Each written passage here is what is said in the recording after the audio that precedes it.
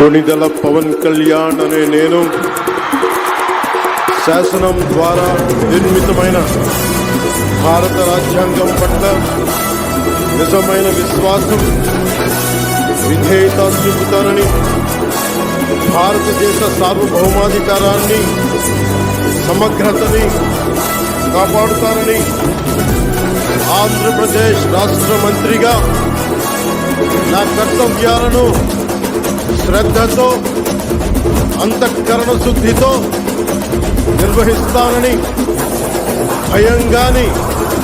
పక్షపాతం గాని రాగద్వేషాలు గాని లేకుండా రాజ్యాంగాన్ని శాసనాలని అనుసరించి ప్రజలందరికీ న్యాయం చేకూరుస్తానని దైవ సాక్షిగా ప్రమాణం చేస్తున్నాను.